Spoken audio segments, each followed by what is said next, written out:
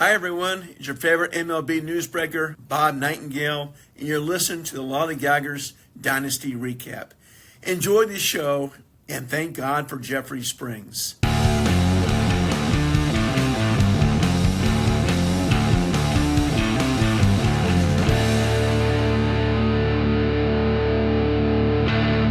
Hey everybody, welcome back to another episode of the Lollygaggers Dynasty Recap. I am your host, Zang, and I am joined this week by the reigning Lollygaggers Dynasty World Series champion, the Mike Copland. Mike, how are you, my friend? I'm doing well. How are you? Fantastic. Thank you for asking. I'm doing well here in week 20 we just finished. James, he was absolutely right. Time flies. It feels like I was sitting at this desk just a couple weeks ago saying, my gosh, season's just starting. We're getting into all these funny. We were all lamenting ourselves for not bidding on Emerson Hancock, and now here we are, 1 week left. So we'll recap this one. And then obviously get down into some of the clinching scenarios and stuff like that. Things mostly got sorted out this week, but there are just a couple things left to be tied up in that final one. So we will start off with our matchup minute as we recap. We'll start off with the Joinville friendly Capybaras, who took on the Sault Ste. Marie Locks. Joinville entered the week at 4-15, Sault Ste. Marie at 3-16, and it started off with a massive day for Joinville.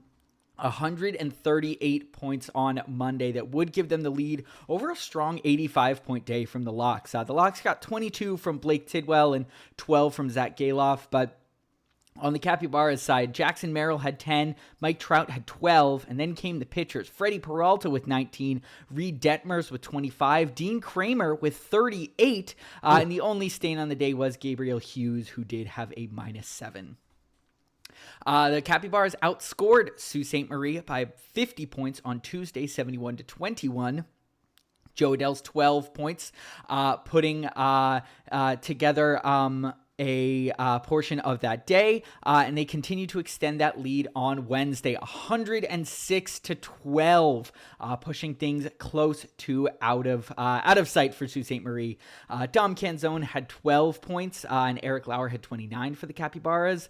Zach Galoff's 10 were really the only positive on this Wednesday for the Locks, as Carmen Mlodzinski had -8, Gabe Spire had -11, and Keaton Wynn had -1. They would bounce back with a strong pitching performance from Aaron Nola, 22 points on Thursday, and Logan Gilbert's 33 helped extend the Capybaras' lead. Entering the weekend, we saw Nolan Shanuel score 11 points to give the Capybaras a further lead in their 57 total on the day. 43 points on the day for Sault Ste. Marie, despite a disappointing 9 from Grayson Rodriguez and really a poor -9-point performance from Jackson Jobe. Saturday was the day things would really be put to bed, however, as Sault Ste. Marie would end the day on a -1, failing to record a point on the day. Connor Prelip with a -5 and Grant Holmes with -6 were two of the culprits. The only little bit of light on that day for Sault Ste. Marie is it could have been much worse, as Reed Detmer's 48 points were left on the bench in what is, I think, the biggest bench blunder in Lollygaggers Dynasty history. Cole Young with 18 points made up for it a little bit. Altogether, Joinville did end up going wire to wire to complete the win, 558-272. Hold for some of these superlatives. It was both the highest and lowest scorers of the week, which of course led to it being the biggest blowout, 286 points separating them. What a win for Joinville. Wow. Have we had a bigger blowout? I certainly can't think of one. This is, Yeah. just a hair shy of 300 points, at least not in a 7-day week, I don't think. Right. Yeah. This was. We could go through the stats, but they're all to Hideki. This is last year Hideki right here. There was a couple of teams turned the clock back this week to last season. So this was. It was just great performances from both pitching and batting. Kodai Senga being a closer might be the best thing that's ever happened to Kodai Senga. Something to keep an eye on. Yeah, he looks really solid in that role. Getting 50 points on the week from Dean Kramer is outstanding. What's funny is the highest scoring batter in the matchup was actually on Sault Ste. Marie. Zach Geloff at 37. It was just everybody contributed for Hideki. Yeah. whole team came through. Yeah, Dean Kramer with that 50 points was actually our number 5 potent pitcher. Kind of cool. He was obviously picked up at the end of last week, and then in his first week in Joinville, he makes it onto that list. So strong week from him. And yeah, now I'm sure at this point standings are kind of locked in for both of these teams. So certainly happy for Hideki. He kind of got, as you said, to turn back the clock just a little bit and enjoy a little bit of winning in this second to last week. We'll move on now to the Seoul Sovereigns, who took on the Bronx Bandoleros. Seoul did take the lead on Monday, 69-44. Ty France and Yandy Diaz combining for 26 points together, 11 and 15 respectively, while Jack Caglione had 12 for the Bandoleros. Seoul extended their lead with a 100-plus point day on Tuesday, 127 points, 10 points from both Yandy Diaz and Sedan Rafaela, 22 from Nolan McLean, 31 from Nick Martinez, and the only blemish on the day was that 6 points from Shota Imanaga. Yuri Perez, who has continued to just be absolutely fantastic, had 37 points for the Bronx on Tuesday. Seoul continued to hold their lead through Wednesday, despite being outscored on 10 points from Acuna. That contributed to 38 total for the Bandoleros, while Antonio Senzatella had a -6 for the Sovereigns. The same would be true on Thursday, where the Bandoleros would outscore Seoul 63-28 this time. Jack Caglione having, that's on the next day. Walbert Urania with 32 being the main culprit on the Bronx side. And Seoul would finally, would continue to hold their lead, I should say, through Friday, narrowly beating out the Bandoleros on the day, 82-77. Andreas Munoz with a -14 and Yenier Cano with a -6 on that day. Alejandro Kirk having 14 for the Sovereigns. Over on the Bandolero side, their 77 would come on 39 from Chase Burns and 17 from Jack Caglione. Finally, after taking the day over the Sovereigns a few times in a row, the Bandoleros would steal the lead away on Saturday, scoring 93 points to just 50 on Seoul's side. Ian Seymour with 22 was the only bright spot in for the Sovereigns, while the Bandoleros had 11 points each from William Contreras, Wyatt Langford. Joshua Baez with his 27 points was the star of the baseball day. Amazing. And Cam Schlittler put in a strong 20 points. And the Bandoleros would close out the victory after stealing that lead on the weekend, scoring 113 points to finish things off. Another 26 from Yuri Perez, 19 from Jordan Walker, who continues to find his home run stroke, and 28 from Ryan Weathers. The Bandoleros did come back to take the victory over the Seoul Sovereigns, 511-441. Yeah, good stuff here from the Bronx. Jack Caglione has really turned it on here in the second half. He looked like he was a little bit lost and looked like he could have been a bust early, but he's certainly found his stroke. The matchup was kind of funny. It was pretty close in batting points. It's 226-206 in favor of the Bronx. And in pitching, if you look at innings pitched, Seoul 78 and 2/3 to 60 and a third for the Bronx. But it's a 50-point swing the other direction, which just the quality over quantity is crazy. Yeah, Yuri Perez, Chase Burns, Cam Schlittler. Ryan Weathers. Ryan Weathers, who has been consistently fantastic. It's hard not to love what the Bronx have in terms of their pitching staff going into next year. And that's not even counting in a guy like Roki, who is still a little bit of a wild card. But, if he does kind of fully figure things out or, maybe pivot fully into that closer role that we saw him take in the playoffs last year, it's a huge weapon. So there is a lot to like for the Bronx. I still think their pitching is, despite being good, is probably the weaker part of their team still, if everybody's healthy. I agree there. Yeah, absolutely. That makes them dangerous next year. I absolutely agree. I beat the drum so many weeks in a row about still believing the Bandoleros were going to be good. It didn't quite end up happening this season. It was just sort of one of those where too many things didn't quite go right. Too many underperformances. Too many guys got hurt. They obviously lost a few close matchups, but I 100% agree. I think JMC did a really good job of holding on to the pieces that will continue to make his team really good, selling off some of the ones that might not be as valuable next year or, would be able to fetch a high price this year. And I think this team's going to be right back in the mix, come 2027. For sure. Absolutely. And yeah, just, shout out to Joshua Baez. Oh my gosh, what a day. Wow. 24 points on the week in total, but that 27 on Saturday was one of the coolest things I've ever seen about as good as it happen gets on a baseball field. Was that just his only 3 hits? Yeah, 3 hits, 3 runs scored, 3 home runs, 5 RBIs. I mean, what a debut. I mean, it doesn't get better. I will say I had that exact same debut, when I played wiffle ball in with myself in my backyard, like all the time as a kid. So, I really, it's been done before, Joshua. Come on, man. No, I can't. Obviously, fantastic stuff. Valley Gift Lords took on the Southwest Kansas Rabid Coyotes in our third matchup. Gift Lords looking to secure their playoff spot, and Southwest Kansas a little bit out of the picture at this point at 8-11. The Gift Lords did take a lead on Monday, scoring 65 points, 22 in a strong start from Andrew Painter, and 10 from Jung-Hoo Lee. Only 9 from Noah Cameron in a poor start to what has been really a fantastic season, a poor start in what has been a fantastic season for Cameron. On Tuesday, the Gift Lords scored 80 points, outpacing the Rabid Coyotes by 29, who scored 51.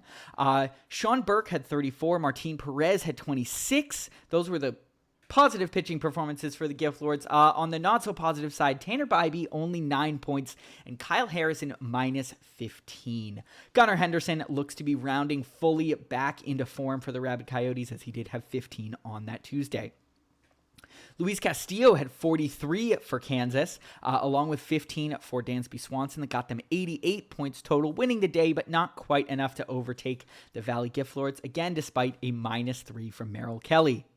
Chase Mydroth's 10 points on Thursday were the only standout for either batter, although they would be dragged down by some poor pitching performances, as the Valley had only 7 points on the day total. Friday, however, saw them bounce back in a big way, scoring 100 points on 40 from Brandon Pfaadt and 10 from Munetaka Murakami. Well, over on the other side, it was a disappointing pitching day. Jake Bennett with just 4 points and Kumar Rocker with only 8 was offset a little bit by another 15 points from Gunnar Henderson and 11 each from Michael Massey and Brian Rocchio. Just 15 points for the Southwest Kansas Rabid Coyotes would all but sink them on Saturday, as the Gift Lords did score 56, and they would close out the win despite being outscored by 40 points on the final day. Another somewhat disappointing day for the Gift Lords pitching-wise. 1 point from Andrew Painter, only 3 this time from Sean Burke, and 10 from Tanner Bybee.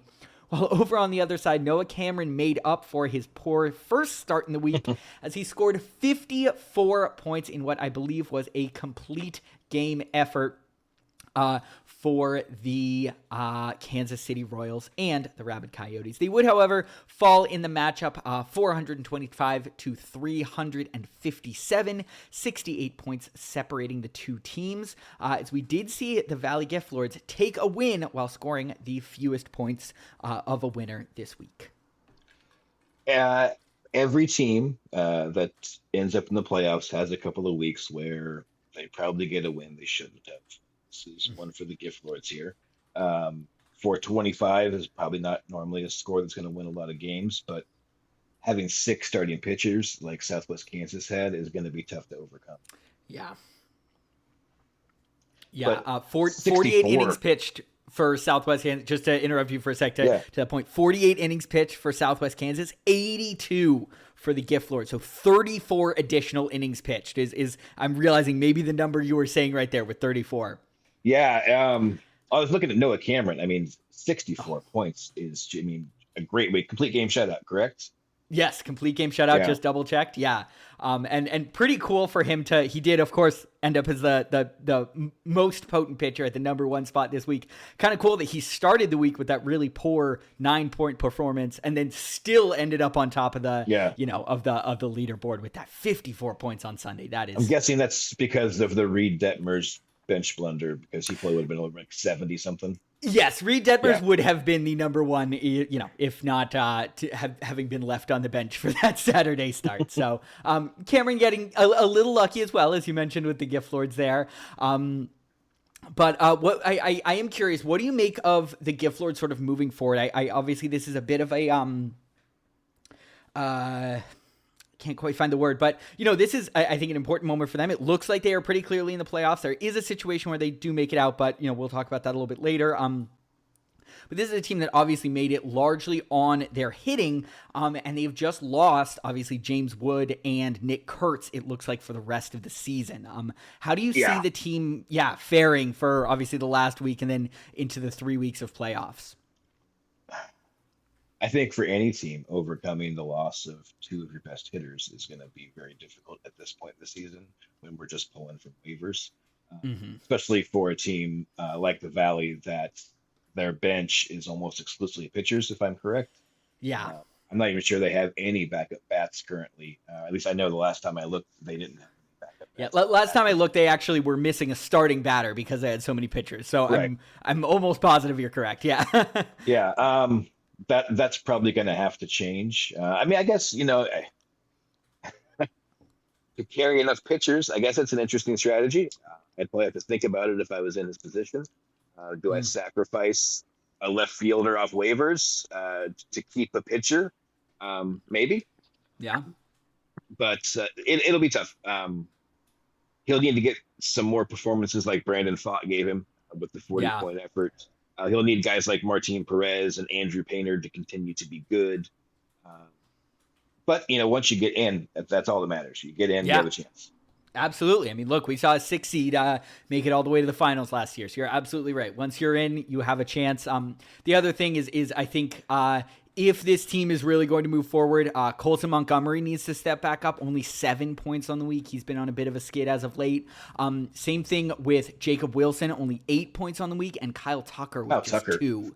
So, I think if, some of those guys kind of step back forward, they can maybe aggregate some of those points you were missing while they were still underperforming from, a Kurtz and a Wood.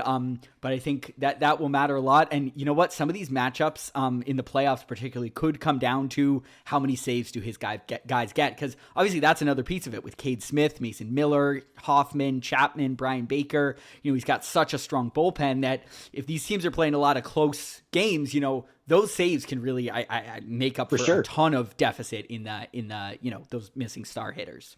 He's also taking advantage of something that I think you and I both do as well, where he has a couple of relievers that are starter eligible and he leaves them in. And if those guys pitch a couple times a week, that can make up for a that's a mediocre start, better than a guy on waivers probably. So I like that strategy, and I like how he tries to maximize his bullpen points. Yeah, absolutely. I mean, to your point, Bradley Rodriguez, 19 points on the week. That was from a starting pitcher spot. Didn't cost him a single start, So that, as you said, that stuff adds up. And Valley Gift Lord's definitely finding wins in the margins there. Our fourth matchup is the St. Petersburg Tropopologists versus the Washington State Winners, a little rematch of last year's final. The St. Petersburg Tropopologists did take the lead on Monday. Junior Caminero having 11, Logan Henderson with 19, and 13 from Tarek Skubal, along with a minus 12 from Rico Garcia. All of that put together, they were able to still take the lead on decimal points only. Both teams scored 53 to the point, but I think they had 53.6 if my memory is correct. 12 points from Alec Burleson over on the other side. Washington State would take that lead away on Tuesday, however, as they scored 97 points, 31 from Christopher Sanchez and 22 from Brian Wu, as the Tropopologists got 11 each from Caminero again and Seiya Suzuki, but only 6 from Hunter Brown and 12 from Paul Skeens, who also had a start push this week. Alec Burleson had 11 on Wednesday for the Winners as they extended their lead. George Klassen had 24, but a couple of disappointing performances in Framber Valdez with only 2 and Zach Wheeler with just 7. Cade Cavalli's 46 and Brandon Ashcraft's 49 were just about all the Tropopologists needed on Thursday to score 112 and retake the lead over Washington State.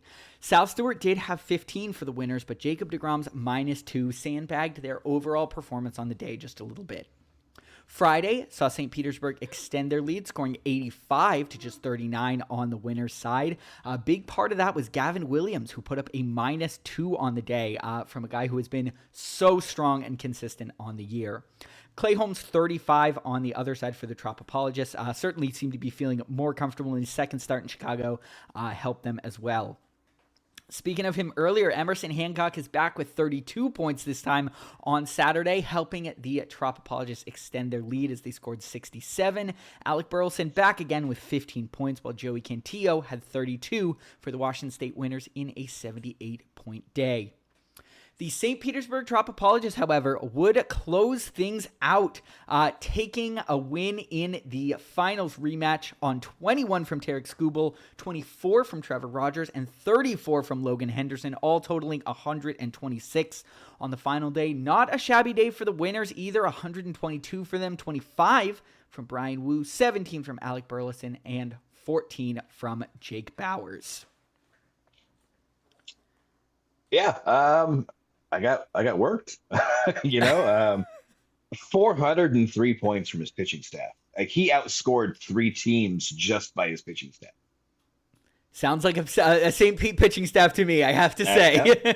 Yep. No, it was just when you get 2 points total from Gavin Williams, Zach Wheeler, Framber Valdez, and Jacob deGrom combined, it's not going to be a good week. Just ran into a team that had a better week than me this week. Ran into a little bit of a buzzsaw. Yeah, I mean, as you said, just an unbelievable pitching week for the Tropopologists. I couldn't stop reading off names there. They did have the number 3 potent pitcher, Logan Henderson, with 54, but I honestly think that almost speaks more to the rest of the pitching staff in a sense. Man. That they had 403 points, as you said, and only one guy in the top 5. So, 2 more guys in the 40s. Of course, Logan Henderson in the 50s, Skubal in the 30s there, and then a total grab bag, a bunch of guys in the 20s as well. So just a massive effort.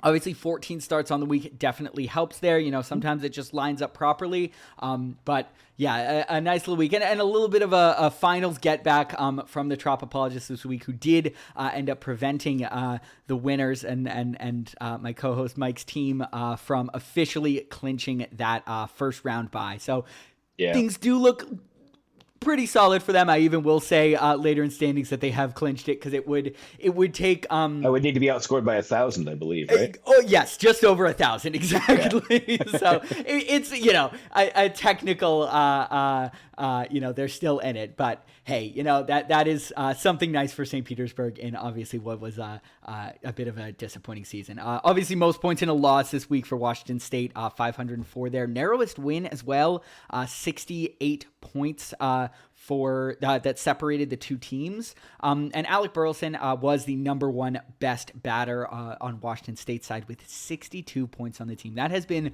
one of the trades of the offseason coming into that one. I just want to revisit real quick. It was Burleson and Foster Griffin from Sault Ste. Marie in exchange for Chase DeLauder, Trey Morgan, and Ben Brown. Trey Morgan. I remember at the time, Trey Morgan, of course, involved in such a big trade.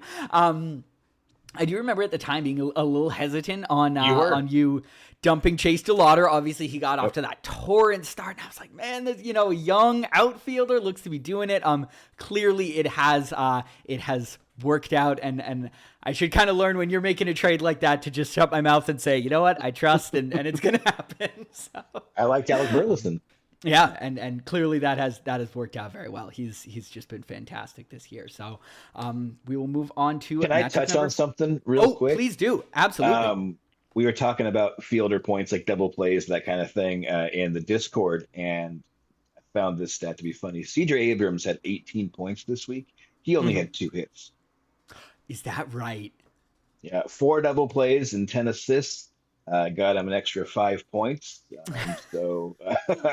It really, if you do revisit that, I'm totally open to it. But boy, that does make a difference. It really does add up. I have to say, it was something that I sort of knew about, and I almost didn't notice it until I was in, I can't remember exactly what week it is, but I was in a really close matchup, and I kept just being like, oh my gosh, how are all my opponents that I, was like following really closely. I was just like, these guys keep getting points. And then I realized it's these double plays. And after I saw it, I can't stop seeing it. All these guys who, they'll have a terrible day at the dish, 0 for 4 with like a couple ground outs and a fly out. Then they'll turn 2 double plays and have like, 2.3 on the day or whatever. And, that I have to say that's probably not ultimately how we want things scored, but as we play things how they are in the season, and I think all of us in some way have obviously benefited from that in different ways. So that'll be something interesting to talk over in the offseason. I've even a little preview. I've started doing the math a little bit on average. How many double play points are being put up on the week, and sort of averaging that out and adding it to hits. So I think it'll be an interesting little formula to take. What do you think about grounded into double plays and double plays turned being the same? That's an interesting question. In some ways, and I was just thinking about this as the Red Sox grounded into what literally felt like 15 double plays today, which isn't even possible, but they would manage to do that. And I think that grounding into a double play is a little bit more negatively reflective on the batter. I situationally speaking. Yeah. I was thinking the same thing, that it seems like it's almost more offensive as a batter to ground into a double play than it is rewarding for the infielder to turn it. And, in some ways, it's almost expected that the infielder turns it. And obviously, they're the miracle ones that how did he turn that? But for the most part, if the ball's hit to the shortstop and there's a runner on first, less than 2 outs, like you're kind of expecting them to turn that double play. So it would be interesting to, probably not see them switch, but maybe see them equalized but I was thinking about it. I was like, if we're getting rid of turning double play points, probably want to get rid of grounding into double plays. And then they kept doing this, and I was like, man, you know what, Andrew Monasterio, you should lose points for that, because dude, we had 2 on, nobody out, and then now we have a runner on third and 2 out, and we're not going to score this inning. So interesting stuff. I always fun to dive into those little scoring minutia during the off season. We'll slide on to matchup number 5, which was the Portland Pioneers versus the Cuyahoga Black Panthers. Portland entering the week on a 10-game winner at 15-4, Cuyahoga at 7-12.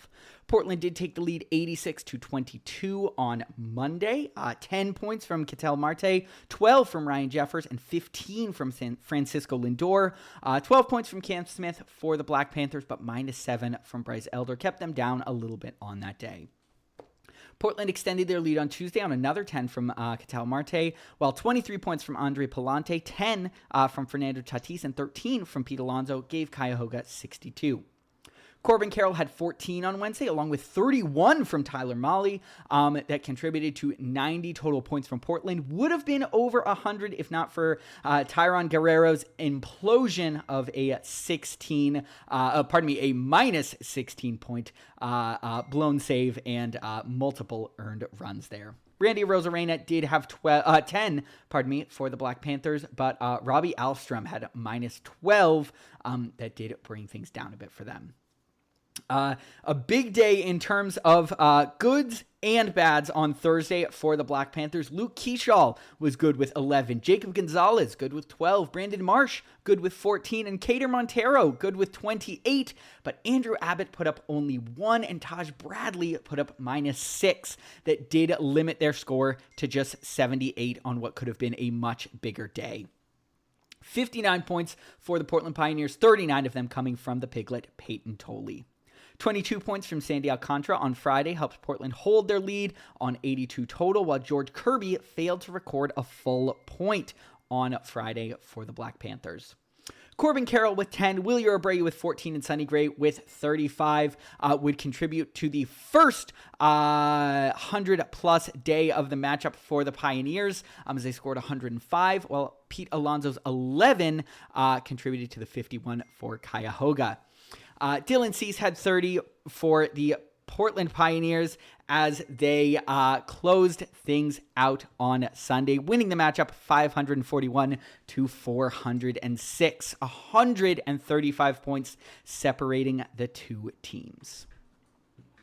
Yeah, I was impressed by your pitching staff. Sonny Gray, Dylan Cease have really rounded into form. They're really hitting their high point for the season right now during the stretch for you, which is awesome. Yeah. Peyton Tolley has been great. I didn't see Robleski. Is the injury bad? I did not see it. I'm pretty worried about it because he had 3 bad starts before that. So you have 3 bad starts, and then you go on the injured list. Doesn't feel great to me. Yeah, doesn't bode a lot of confidence. Yeah. Doesn't bode a lot of confidence, exactly. And, there were some, I think, regret, Inton's been leading that charge of the, regression claims there. So it is a little worrisome. Injuries are a big story here. Obviously, I put this in the chat. I, at the beginning of the week, lost, let's see, it was Devin Williams and Griffin Jackson, Hunter Green. And by the end of the week, I had lost Garrett Whitlock. I had lost Riley Green, Justin Robleski, and there is a 4th name in there.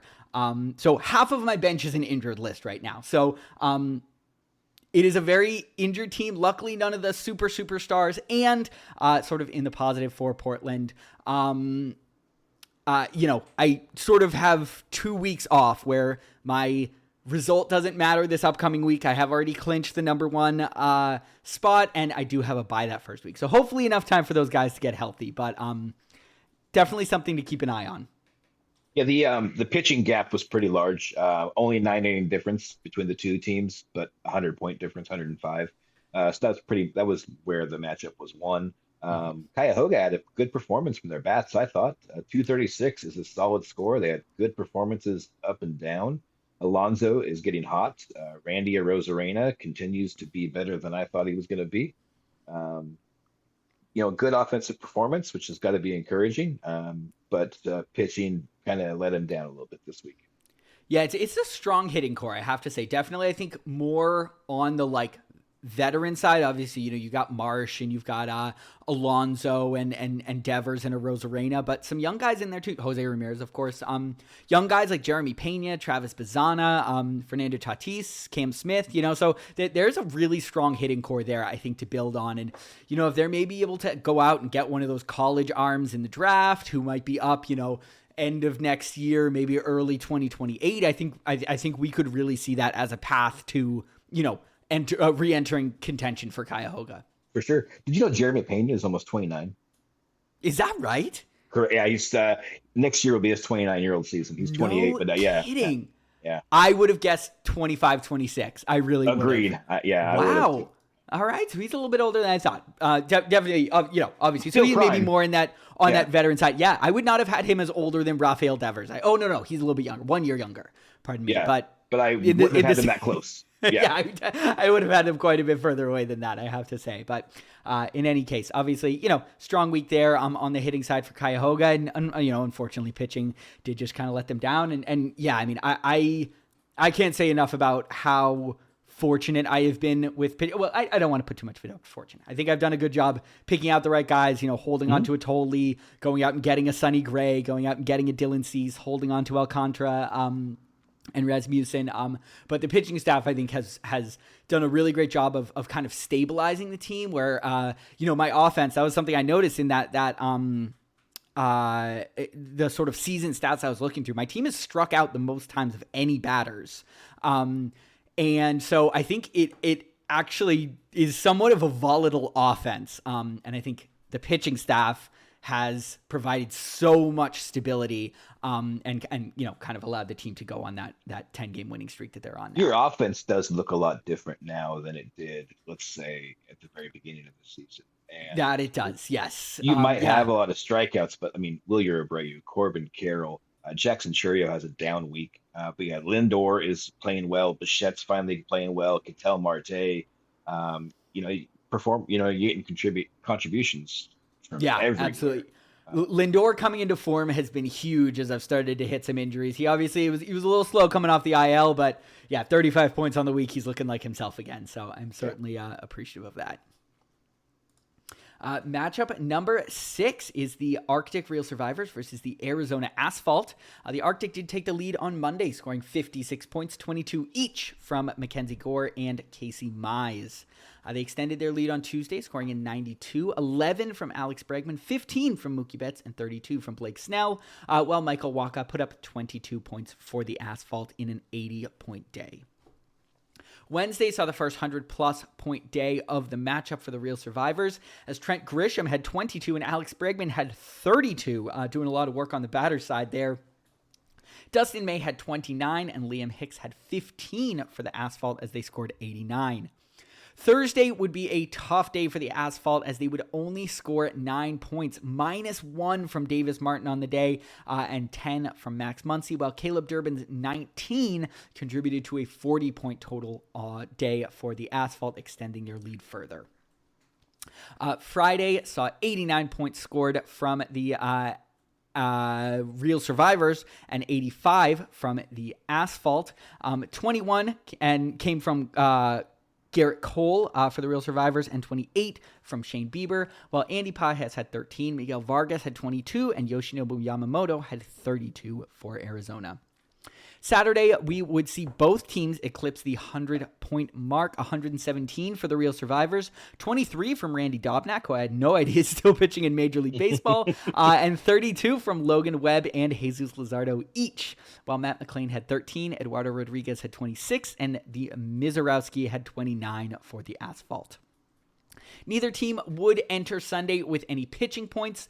Cody Clemens, 11 points for the Asphalt, would be the standout as they scored 40 points, but it would not quite be enough to overtake that deficit as the Arctic Real Survivors would go wire to wire, outscoring the Arizona Asphalt 545 to 430. I think the last time I was on, I said it. Min scores points. He scores points, man. He does not score like an 8th place team. No. And I mean, it was in both sides. It was pitching and hitting. Both sides, by 60, 65 points each on both sides. I was just looking at Ace's pitching stats, and I did the quick math, and I only see 53.8 points from his entire bullpen for the week. And I have to venture that's about as low as it gets for any team. Yeah. It's tough to. That's a big deficit, it shows in the final score. When 235 is not terrible, but if you tack on 30, 40, 50 points, like a lot of the other teams are able to rack up with their relief pitchers, I'm not saying it's the difference, but yeah, it's little things like that do add up and cost you weeks. It's a lot closer. Yeah, I would if I were. I think my piece of advice for Ace, the first thing I would do this offseason once trading reopens is either use some picks, use some prospects, or use an asset and go out and get a young closer or two. Maybe there's a trade there with the gift lords. But I think improving that bullpen would do huge things. I mean, when you look at the names, Anthony Kay, Yohan Ramirez, Eric Zabrowski, Gregory Soto, Grant Taylor, none of those guys are getting saves. And obviously the holds are still 4 points, but they're not as consistent. And I think that would do some real good for Arizona to go out and get those. I do want to shout out Miguel Vargas, who is the number 1 third baseman for the year so far. Another 42 points this week. He's been fantastic. Yeah. Damn straight. Talk about another great hold. That would have been such an easy player to bail on or sell low on last year. Yeah, he was claimed in August by Ace, held on to him, and as you said, best third baseman in the league. Like that is a big factor here. Absolutely. And yeah, just to sort of continue your Arctic Real Survivors point from earlier, 3 teams have scored over 10,000 points on the season.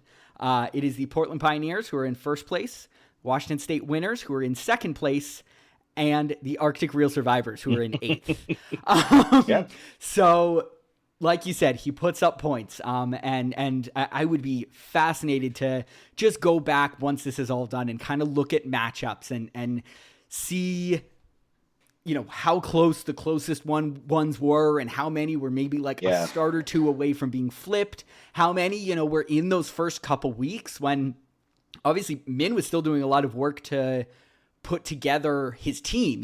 They had the expansion draft and he did a bunch of trades ahead of time, but those first 2-3 weeks, he and KJ were still trading like crazy, kind of putting together their squad. So that'll be something I'm interested in maybe diving into once the offseason is here and I'm not, taking daily notes and everything. The points scored is probably the most realistic way of telling like who the best teams are. Yeah, because, matchups can, you can score the second most points in the league and still lose. But you're still the second best team that week. So I think it's a really good measuring stick for which team is good. And if I was looking at next season, I'm just looking at it. A couple of his pitchers, well, maybe more than a couple of his pitchers, are a little bit older, but they can be like pitchers can be older as long as they're out there and they're posting. So I like, Max Fried and Garrett Cole and Shane Bieber. They are a little bit on the older side, Blake Snell, but they're still going to pitch next year, and they're still going to be good next year. I really don't see any reason why he's not a contender. Yeah, that I am already, anticipating penciling him into one of those potential playoff spots for next year during the previews. A young guy in Shane Drowan, who I love as well. I think he is just fantastic. And, as you said, Fried and Cole, those are old guys I'm going to bet on. I think they're going to be pretty good. By the way, Liam Doyle, who I believe was the St. Louis Cardinals pick in the draft. Yeah, the Cardinals pick. Ninth pick. He was. I'm so sorry. He's on Fenton. My mistake. I was on the wrong team. I was gonna say. I thought. But Eli Willits is who he has. That was the pick from last year. So he's a little bit further away. But Elmer Rodriguez Cruz. I'm just looking through. Obviously, young, pretty dynamic pitcher out in New York, and I think there's just a lot to really like there. Logan Webb. If Blake Snell is healthy next year, so you got Logan Webb, Blake Snell, Casey Mize, Jesus Luzardo, Mackenzie Gore, Max Fried, Garrett Cole, Shane Bieber. I don't know. Bieber's kind of a question mark, but everybody else there, I would feel pretty comfortable. Yeah, absolutely. And you know what? That's I have to do a quick count, but I think that's either close to or over 10 names. If he's counting on a young promotion or maybe hoping to find somebody early on, one of those names can be flipped, and we know the kind of price that a true consistent kind of starter can go for. So if he needs I'd say more will be as opposed to can be. Yes, yeah. Look who we're talking about. That is absolutely the right adjective there. So or verb, I should say. Finally, we'll slide on to our last matchup, Fenton Melonheads versus the North Pole Natty Bows. It was our headliner for the week. Obviously, two teams that were quite near each other in the standings, battling for a little bit of pole position in the final standings for the week. Hayden Wesneski's got things started off for Fenton with a 21-point day as they did take the lead over North Pole. Matt Olson had 13 and Brandon Young had 23, while North Pole had the Dia de Diez as they got 10 points from Chase DeLauder, along with David Bednar, Pete Fairbanks, and Emilio Pagan. So 4 players totaling 10 points each for 40 points. I thought that was kind of fun and funny. Jose Soriano had 23 in a strong second start in Toronto for the Melonheads, while Austin Riley had 13 en route to them scoring 79 points. North Pole did outscore them 82 on the day with 12 from Corey Seager and Willie Castro, along with 22 from Kyle Leahy, but it wouldn't be quite enough to overtake that lead just yet. Thursday saw just 26 points from the Melonheads, although 17 of them came from Kyle Schwarber. But the Natty Bows were not quite able to overtake that lead as Kevin Gosman only had 2 points on the day, leaving them a bit short. Yordan Alvarez came back with 11 on Friday, along with 18 from Michael King and Matthew Liberatore, while Braden Montgomery had 11 points, Christian Walker had 14, and Chris Sale had 27 for the Natty Bows en route to an 82-point day. 82 points as well for Fenton on that day. Kind of fun when they match up like that. Fenton would end up closing things out despite entering the final day awful close.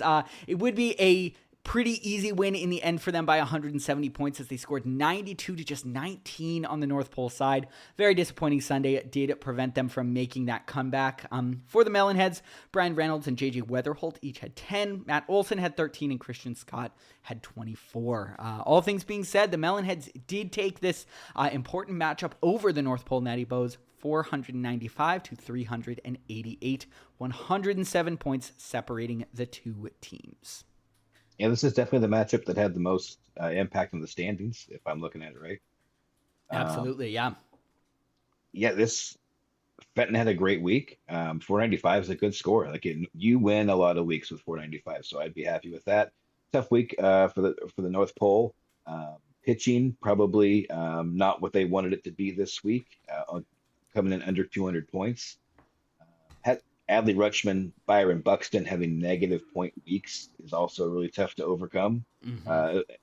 I see Salvi got dropped after his negative points, but getting negative points from a catcher, the whole position as a whole, I know all about that. It's happened a lot of weeks with Cal Raleigh, which is probably just payback for how many weeks he was good last year. Yeah. You ever see that Seinfeld episode where Jerry's like, everything just evens out for me? Yep. I lose $20, I find $20. He's even Steven. Even Steven. That's the catching position for you. You got all the catching points last year and then none of them this year. For North Pole though, I still think they're capable of winning the whole thing. I think they have a really good squad. They just had a bad week and it happens. Yeah, it's hard not to believe exactly that they have a chance of going all the way. Disappointing weeks from Gosman, Boyd, Shane Boz. Those are three guys who have been great pretty much all year, and it kind of just happened that they all kind of put up those poor performances in 1 week. I do think that losing Shohei's pitching points is a big blow. It's definitely affected things. I mean, it's interesting where he has obviously turned it sort of up more on the hitting side. But I think in terms of the net, you're missing out on a lot there. I mean, he was putting up those, 20, 30 point days, like pretty much every time he pitched. And, that added on to all the hitting he was doing on top of it. And I think that's an underrated storyline from, this sort of second half of the season that obviously North Pole has held on and they're in the playoffs and it looks like all is good. But, that I think is something to keep an eye on. And if he does end up coming back in September, that's right around those last, couple weeks of playoff time. So definitely something that could be a storyline as we enter those playoffs. And on Fenton's side, I do like a lot of his bats. I think his offense is pretty solid. Drake Baldwin, Matt Olson, Brandon Lau, Isak Paredes was really good. Brian Reynolds, I know, is very solid. I hate Yordan Alvarez as a Mariner fan, which means that he's really good at hitting baseballs. Yeah. Kyle Schwarber is finally hitting again. So both these teams, I think, have a legit shot. Yeah, I absolutely agree. I think I'm so interested to see what the Braves look like the last month of the season. I think we've seen Fenton move with their tide a little bit over the season, obviously with Baldwin and Olsen. Now he's got Austin Riley as well. And I think as the Braves have been good, his team has been really good. And obviously that's not, the one determining factor, but this is a dangerous team, and it's got an interesting young staff with, Jose Soriano, Christian Scott, Matthew Libertor. Drowan as well. Yeah. Oh, is he a Melonhead? I think he was traded. Oh no, never mind. Oh, what? Yeah, he's on Fenton, correct? Weird. Oh my gosh, that's why. Okay. I knew I had this wrong. I was like, I swear to God, Big Peach has Shane Drowan, and I said him for the Real Survivors early. That was because I was on the wrong page. I was like, did I forget about a trade? There were so many trades last week. I thought I had forgotten about one. But yeah, Shane Drowan as well, who is, as I said, that name earlier, I absolutely love. So really interesting pitching staff as well, and I think it'll be I would like to shout out two guys on Fenton. Christian Scott was a guy that I tried to get at the trade deadline. I like him. I think he's the kind of base pitch, he's going to give you 5 or 6 innings. He's going to keep your team in the ball game. Every staff needs guys that can just go out there and eat up innings and eat up points, and he does that. And then Louis Varland had 38 points this week from a reliever. That is an outstanding score. Yeah, he has been absolutely great. Traded two times this year. Once from me over to the Real Survivors to get Connolly early, and then once over to Fenton from the Real Survivors for a second round pick. So yeah, and I think sort of after that was early in the season, he really took off. So that's been a huge get to have, on the closing side for the Melonheads there. Speaking of Connolly early, he's gonna be back pretty soon, isn't he? He should be, yeah. It's I know they were obviously being a little bit careful with his elbow, being out of the playoffs and everything, but it does look like he will be back for the Nationals. And Curtis Meade, I think, is expected back mid-September from that broken forearm or whatever injury he got in that hit by pitch. We were all kind of joking around in Red Sox land that they're kindred spirits now. If one's on the IL, the other has to be on the IL. So be interesting to keep an eye on that trade. I think that was one of the more fun recent trades. I always love a major league for major league swap. For sure. Sliding down to the standing segment, we do have a few more clinches. Portland Pioneers with their win this week and the losses from both Seoul and the Washington State Winners have clinched the number 1 seed in the playoffs. Washington State just behind them in second place at 14-6. Again, mathematically, they have not clinched a first round bye, but if we're being realistic, they have clinched a first round bye, and I'll say that they have clinched it. I'll put my neck on the line and say that I don't think you're going to get outscored by over 1,000 points this week. If this would be a real pod curse, this would prove the pod curse for sure if that happens. There will be no doubters after that. Fenton and the Seoul Sovereigns have also clinched playoff spots at 13-7 apiece. They are in 3rd and 4th place. North Pole Natty Bows and Valley Gift Lords at 5th and 6th place, looking to officially lock things up in the final week. Arizona Asphalt on their last leg in 7th place, just outside at 11-9. And the Arctic Real Survivors lead off the group of eliminated teams at 9-11, same record as the St. Petersburg Tropopologists in 9th place. Bronx Bandoleros in 10th at 8-12. Southwest Kansas Rabid Coyotes in 11th, also at 8-12. Cuyahoga at 7-13 in 12th place. Joinville at 5-15 in 13th place, and our cellar dweller Sault Ste. Marie at 3-17 in 14th place. So if I'm looking at this right, it looks like Ace would need the Valley to lose, and he would need to win. He'd need to outscore the Valley by 170 points. Yes, 170.3 to be precise is what they would need. So, look, that is a big ask, but not completely out of the question. Nope. I think Ace is going to need to rack up absolutely as many points as possible this week, and just hope for, a slow week in the Valley. Technically, they could outscore or overtake Natty Bows as well. Same thing with a loss. But they would need to outscore them by like 450. And again, that one seems a little bit out of the realm of possibility. So, yeah, two scores to keep a really close eye on here for next week are Arizona and the Valley, who, if either team is able to rack up, a couple big days early, I think it'll make things interesting in the final week for sure. That'll be fun to watch. But I mean, I think if we're being realistic, it appears that the 6 top are probably most likely be the 6 to go in. Yes, if I were to put my my reputation on the line, I would say the 6 teams we've got would be our 6 teams right now. As a matter of fact, let's just talk over those playoff matchups then. It would be in round 1, the Melonheads versus the Gift Lords, and the Sovereigns versus the Natty Bows. Winner of Fenton versus the Valley. And actually, I want to double check this real quick now because I want to make sure I have it right. I always get mixed up on which team the number 1 seed gets. So let's see. Number 1 seed faces the winner of 4-5. So Portland faces the winner of Seoul versus the Natty Bows. Washington State faces the winner of Fenton versus the Valley Gift Lords. And then, of course, the winners of those two face off in the final in that 2 weeks there. So something kind of fun. We actually have a potential playoff I was preview. just Unless I'm looking at mistaken. that. Yeah. North Pole and Seoul. They will be facing off in this upcoming week. So there's, I would say, outside of, again, some pretty crazy matchup flips, they will be playing 2 weeks in a row. So a little bit of a preview ahead of things on this week. Let's quickly talk over Claims Corner, and then we will slide down to those next week notes. Obviously, big week for claims. Kate Lavender went for $200 to Southwest Kansas. Michael Massey also going for $17 to them.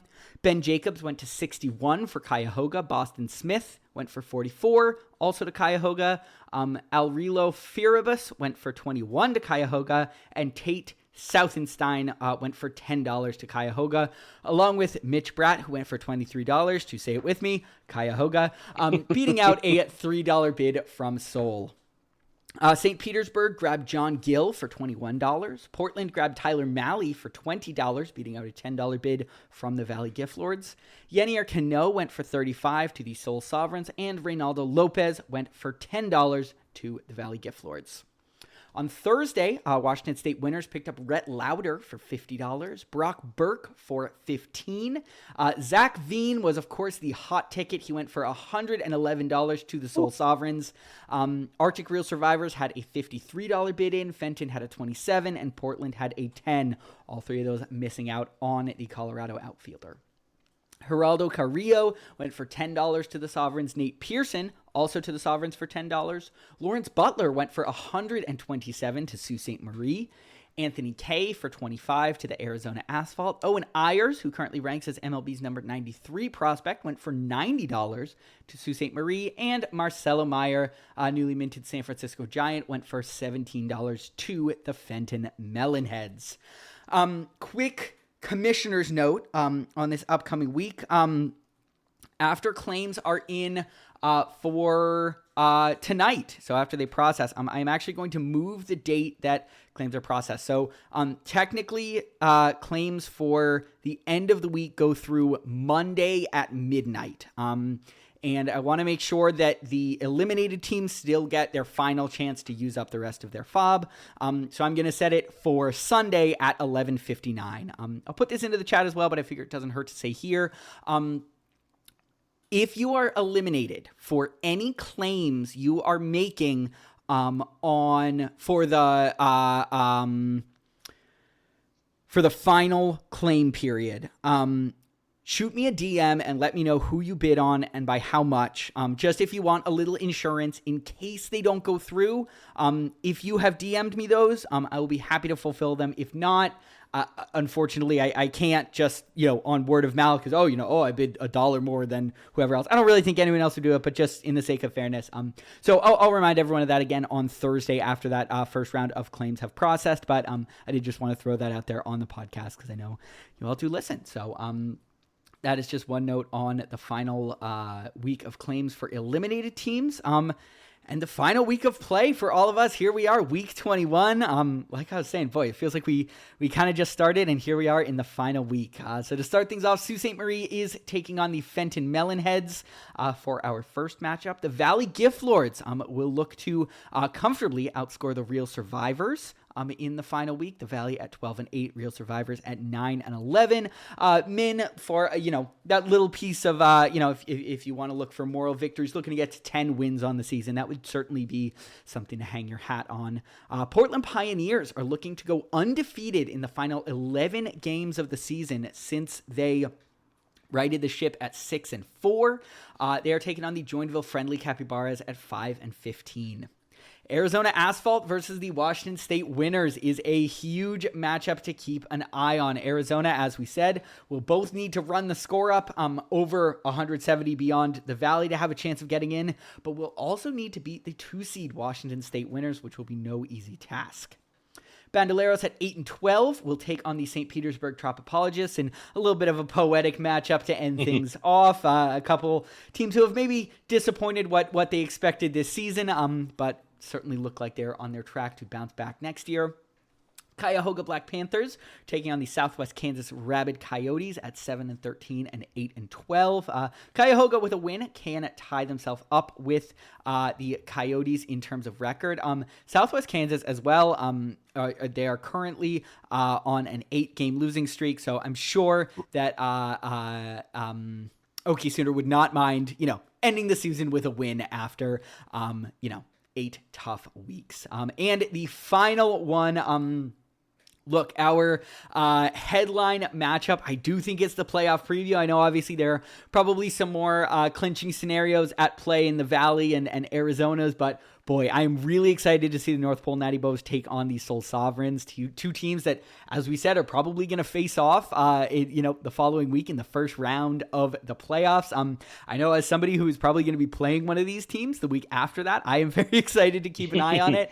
And it'll be interesting, both to sort of keep an eye out as they make new enemies on the guys that score highly on those teams, but also to see how the pitching shakes out for either team. Obviously, typically that doesn't determine matchups, but it can play a big role how your starts fall. So, if one team has a 5-start Sunday, I think actually both of these teams don't really want that. They kind of want a bunch of starts on Wednesday, Thursday, so they have more starts earlier in the week and hopefully can make it out of that first round. For sure. I ran into that same thing. I had a short week on starts this week, and I have 13 next week. So, yeah. So, can I touch on something that we skipped? The claims corner. Were there any claims that caught your eye? Please, there are so many.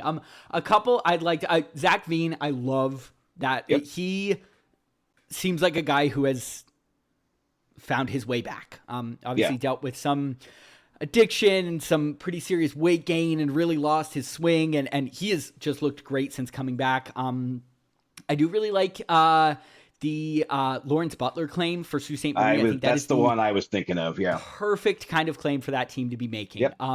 He's been disappointing this year. He's not really going to help a playoff team, although he did have a pretty good week.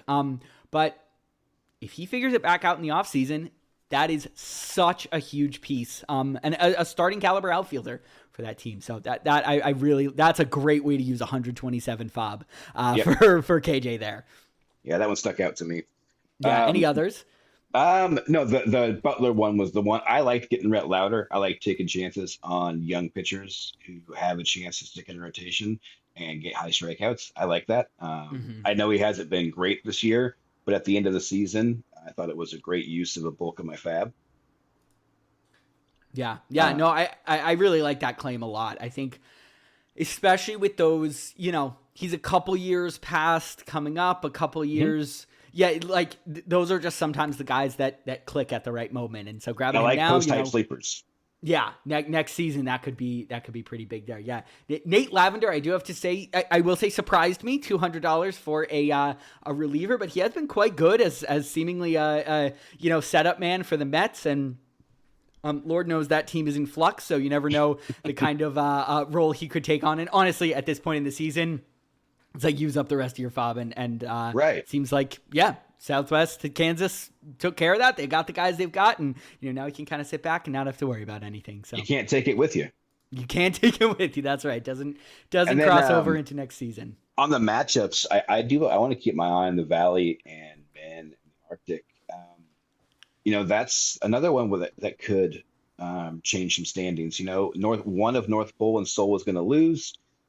If Seoul loses and the Valley wins, the Valley is going to bump up to 5 and Seoul will go down to 6. So there is some shakeups there.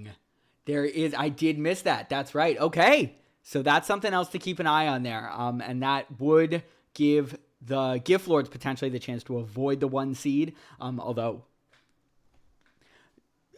I'm not looking forward to any team facing you in the playoffs, I have to say. I know playoff experience doesn't really exist in fantasy baseball, but part of me feels like it kind of does. So that'll be exciting. Well, looking forward, obviously, to coming back next week and seeing you all then. The season's going to be wrapped up, and we will have some playoff previews ready to go. Good luck, and have a good week, everyone. Do you know what that makes you, Larry? Lollygaggers.